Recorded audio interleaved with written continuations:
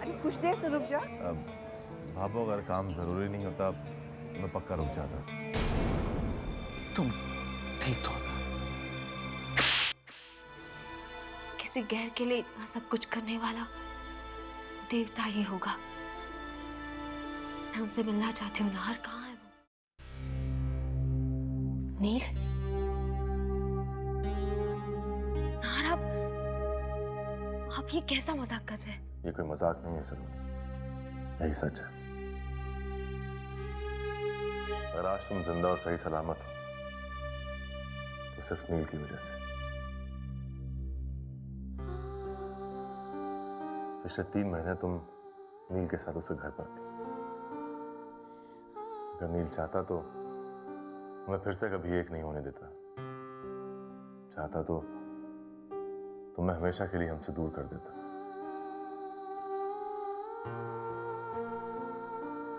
लेकिन इसने वही किया तो सलोनी का एक दोस्त कर सकता है।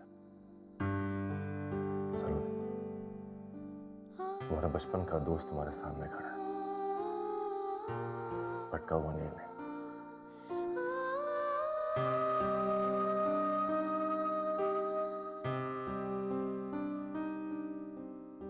मुझे माफ कर दो नील। तुमने मेरे लिए बहुत कुछ किया है। तुम अपनी दोस्ती निभाते रहे और मैं तुम्हें गलत समझ बैठी। मैं तुम्हारी बहुत शुक्रगुजार हूं नील। आज तुम्हारी वजह से मेरे नाहर मुझे वापस मिल गए। नहीं सलोनी, माफी तो मुझे मांगनी चाहिए। आज इस बेईमानी जिंदगी को नए मायने मिल गए। दोस्ती क्या होती है, कैसे निभाई जाती है, ये तुमने मुझे सिखाया सलोनी।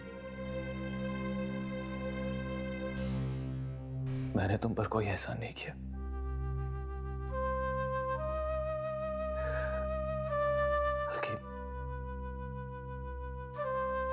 आज मैंने अपने पापों का प्रायश्चित किया है। सलोनी, कुछ और भी है जो नील ने तुमसे छुपा के रखा।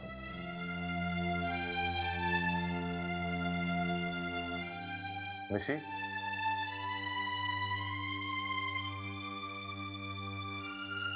डॉक्टर?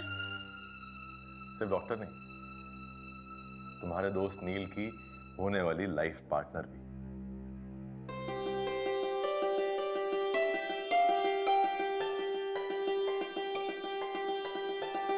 मैं नहीं जानती कि आप कैसे मिले, लेकिन डॉक्टर साहिबा, आपको अपनी डॉक्टरी का पूरा ज्ञान इस नील पर लगाना होगा।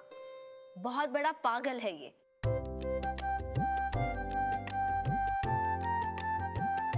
सलोनी, और क्या? नहीं, कुछ गड़बड़ बोल गई मैं। दरअसल सबसे बड़ी पागल तो आप होंगी जो इस नील से शादी करने के लिए तैयार हो गई।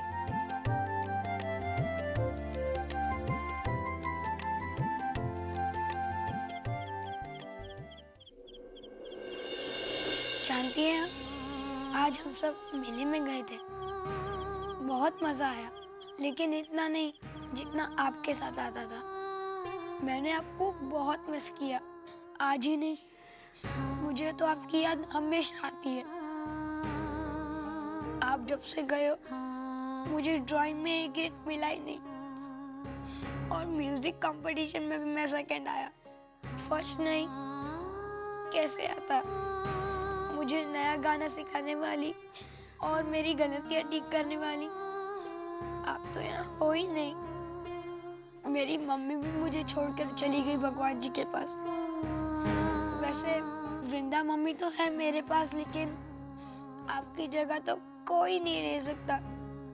कहते हैं जो बच्चा अच्छे से प्रार्थना करता है तो भगवान जी उनकी सारी विश पूरी करते हैं। तो भगवान जी मेरी विश क्यों नहीं पूरी कर रहे हैं? लौट आइए ना प्लीज।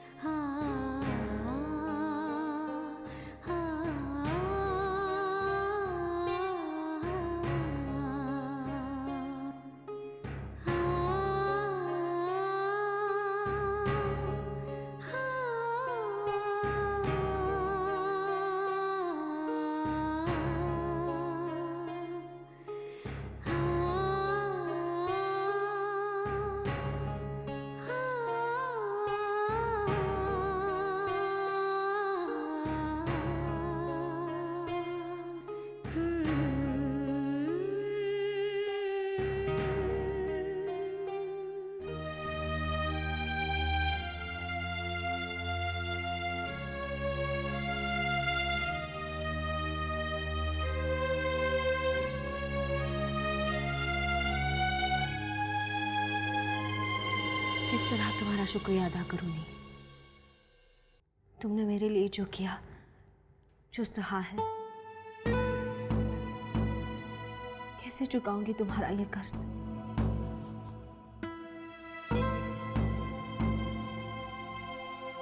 तुम्हारी दोस्ती मुझे वापस मिले, और मुझे क्या चाहिए? मगर सलोनी, मैं ये जानना जरूर चाहूंगा कि तुमने ये सब क्यों किया। मेरा मतलब है कि अग्नि को साक्षी मानकर 7 फेरों के वचन जो तुमने नाहर को दिए थे, वो एक एक करके तुमने तोड़ दिए। तुम्हारे लिए तो शादी एक पवित्र बंधन है, एक अटूट रिश्ता है।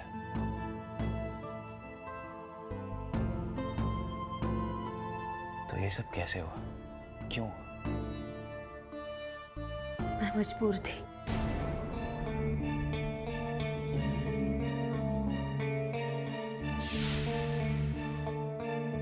ना चाहते हुए भी मुझे ऐसा करना पड़ा। मुझे माफ कर दीजिए नाहर। बहुत तकलीफ दी मैंने आपको, बहुत दिल दुखाया आपका। तुम्हें माफी मांगने की कोई जरूरत नहीं है सलोनी। तुम्हारी सारी गलतियां उस एक एहसान के आगे कुछ भी नहीं है जो तुमने हम पर किया है। तुम्हारे बच्चे को जिंदा रखने का एहसान। वैसे जानना तो मैं भी चाहता हूं कि ऐसी कौन सी मजबूरी थी जिसने तुमसे इतनी सारी गलतियां करवाई।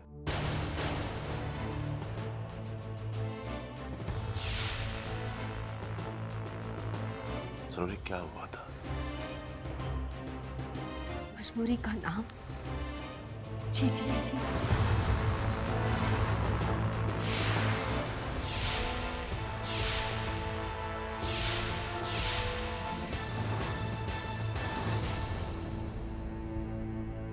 तो ये सारी साजिश जीजी की रची हुई थी। मैं कभी सपने में भी नहीं सोच सकता था कि वो औरत इतनी गिर सकती है। हमारे परिवार को बर्बाद करने के लिए वो तुम्हारा इस्तेमाल करती रही, और तुम चुपचाप सब कुछ सहती रही। क्यों सलोनी, किस लिए? भाई सा और भाभी सा के लिए। अपने जिस बच्चे को खो देने के गम में वो हर रोज तड़पते थे, मैं उन्हें उनके उसी बच्चे से मिलवाना चाहती थी, और इसलिए जीजे के हाथों की कठपुतली बनती रही। जीजी जानती थी कि आप सब मुझसे कितना प्यार करते हैं, और चाहे जो हो जाए आप मुझे अपने आप से अलग नहीं करेंगे। जब मैंने जीजी से पूछा कि वो ऐसा क्यों करना चाहती थी, तब उनका जवाब था, हमें ब्रिजेश की जिंदगी और उस घर से बाहर निकालने के लिए जिम्मेदार सिर्फ तुम हो सलोनी। तुम्हें क्या लगता है हम सब कुछ भूल गए हैं? कुछ भी नहीं भूले हम सलोनी, क्योंकि उस इंसल्ट को भूलना पॉसिबल ही नहीं था। हम सिर्फ एक मौके की तलाश में थे, इसलिए उस घर से दूर रहकर भी उस घर में होने वाली एक एक एक्टिविटी के बारे में हमें पता है। और आज इत्तेफाक देखो, आज तो ये भी पता चल गया कि तुम उस खानदान को एक वारिस देने वाली हो। बट डोंट माइंड सलोनी, उस खानदान को अगर कोई वारिस मिलेगा तो वो सिर्फ हमारा बच्चा होगा। क्या मतलब है तुम्हारा? अग्नि परीक्षा, एक अग्नि परीक्षा से तुम्हें गुजरना होगा। बोलो मंजूर है? मुझे तुम्हारी हर शर्त मंजूर है। गुड, तुमसे यही उम्मीद भी थी हमें। सलोनी, अगर तुम ब्रिजेश का बच्चा वापस चाहती हो तो तुम्हें नाहर और उसकी फैमिली से सारे नाते तोड़ने होंगे। मुझे मंजूर है। तो ठीक है, याद रखना कि अब ब्रिजेश का बेटा उस घर में तभी वापस जाएगा जब तुम उस घर से बाहर निकलोगी। लेकिन ये काम इतना आसान नहीं है, क्योंकि घर वाले तो तुम्हारे भक्त हैं सलोनी। इसलिए अब ये तुम्हारी जिम्मेदारी है माय डियर कि तुम उनके दिल में अपने लिए कितनी नफरत पैदा करती हो। इतनी नफरत कि वो तुम्हारा नाम तक सुनने के लिए तैयार ना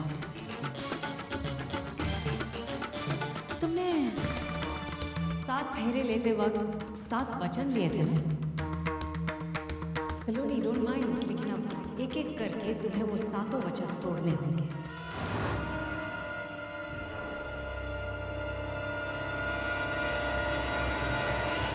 बच्चे को पाने के लिए उनकी बात मानने के अलावा मेरे पास और कोई रास्ता ही नहीं था, और मजबूरन मुझे उनके दिखाए रास्ते पर अपना पहला कदम रखना पड़ा।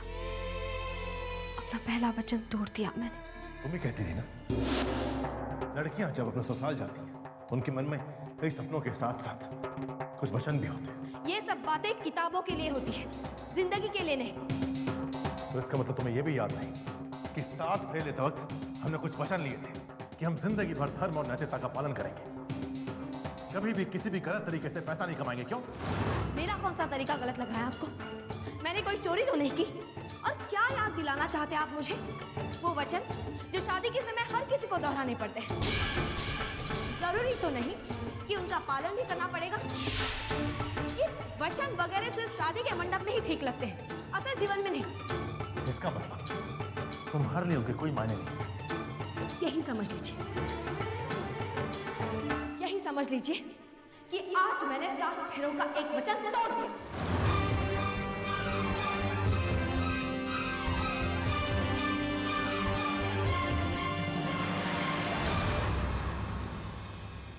उस पहले वचन के टूटने से जितनी तकलीफ आपको हुई थी, उससे कहीं ज्यादा दर्द से मैं गुजर रही थी। लेकिन ऐसा भी नहीं था कि एक बार जीजी की बताई राह पर मैंने कदम रख दिया तो मेरे आगे की राह आसान हो गई। हर वचन का टूटना मेरे लिए एक नई मौत थी। हर मौत पिछली मौत से कहीं ज्यादा दर्द भरी। दुःखानि सर्वाणि त्वया सह विभज्यते यत्र त्वं वहं तत्र प्रथमता प्रविहितम् कुटुम्बरक्षकार्यास्तामि अमानपुत्रहरितम्। इस काले टीके से ना तेरे और तेरे होने वाले बच्चे को कल तो आप मुझे बड़ी नसीहत दे रहे थे कि मेरे पैसे कमाने का तरीका अच्छा नहीं है, और आज उसी गलत तरीके से कमाए हुए पैसों को हाथ लगाने में शर्म नहीं आई आपको?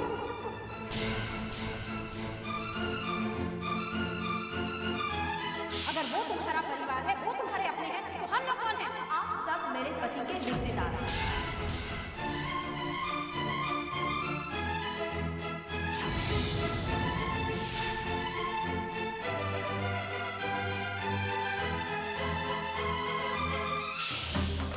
इतनी हिम्मत होनी चाहिए आप में कि सारी दुनिया से कह सके, हाँ, मेरी पत्नी अभी बच्चे को जन्म देकर अपने सुनहरे भविष्य से मुंह नहीं मोड़ना चाहती।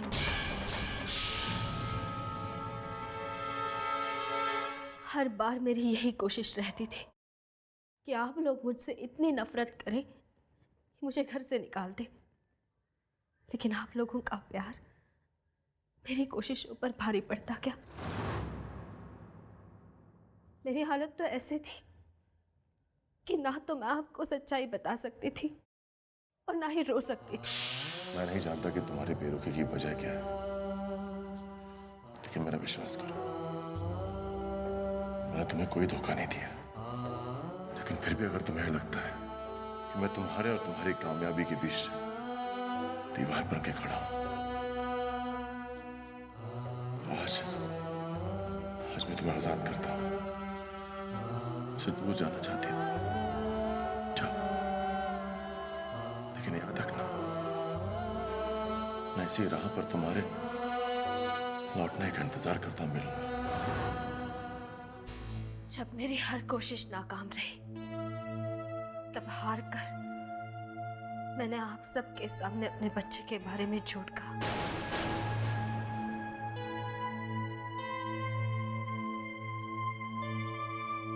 नहीं जानती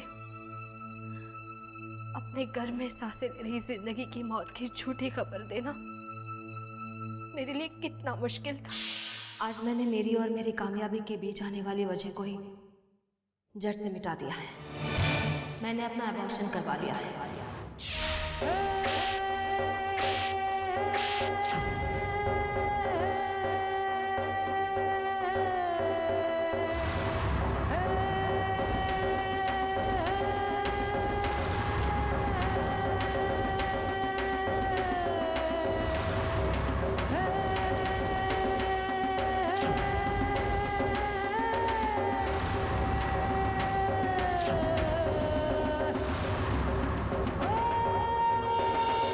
लम्हा मेरी जिंदगी का सबसे अजीब लम्हा था। एक तरफ आपसे, अपने घर वालों से बिछड़ने का दुख था, तो दूसरी तरफ मेरी तपस्या रंग लाती नजर आ रही थी। जो घर अपने वारिस के दीदार को मोहताज था, वो घर बच्चे की किलकारियों से गुजरने वाला था। लेकिन ऐसा नहीं हुआ। मेरी सारी तपस्या जीजी के साजिशों की परी चढ़ गई थी। धोखा दिया उसने मुझे। मैं सब कुछ सुधारना चाहती थी, लेकिन चाह कर भी कुछ नहीं कर पाई।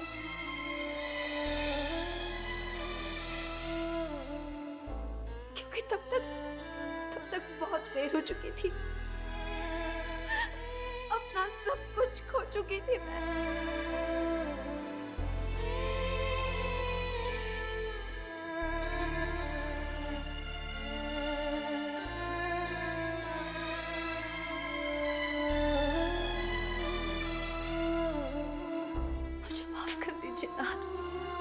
मैं आपकी गुनहगार हूँ। 7 बहनों के 7 वचनों को तोड़ने का गुनाह किया मैंने। मेरे इस गुनाह के लिए आप जो सजा देना चाहें, मुझे स्वीकार है।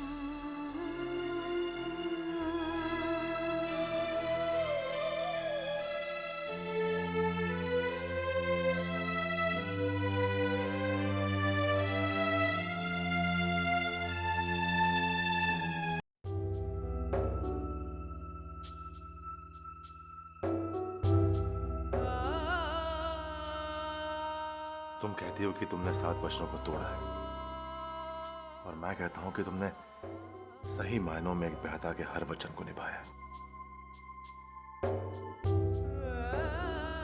अपने परिवार के लिए अपनी सारी खुशियों को दांव पर लगा देना आसान बात नहीं है। देखना, तुम्हारी ये कुर्बानी सारी दुनिया याद रखेगी। हमारा बच्चा जिंदा है तुम्हारे अंदर। तुमने पाप नहीं तपस्या की।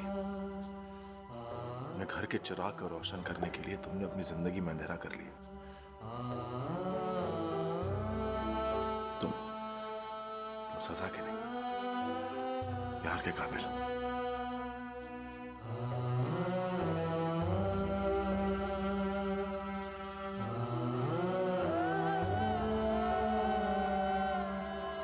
मैं भगवान से हमेशा शिकायत करता रहा कि उसने मेरे साथ इतना बड़ा अन्याय क्यों किया, क्यों मुझसे मेरी पत्नी और मेरा बच्चा छीन लिया।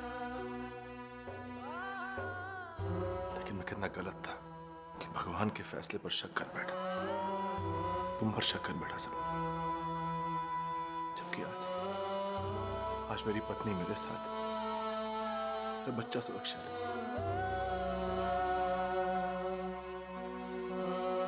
सोनिया, भगवान में मेरा विश्वास और बढ़ गया। आज मैं बहुत खुश हूं।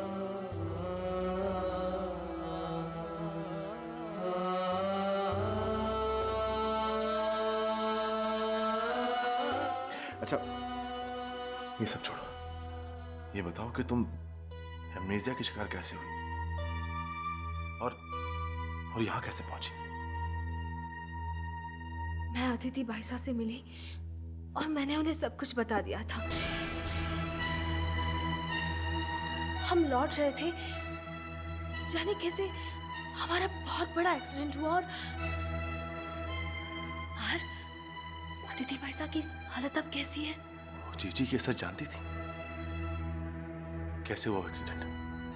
पता नहीं, हम तो लौट रहे थे। क्या हुआ भाईसा? लगता है ब्रेक फेल हो गया है। भाईसा संभाल के।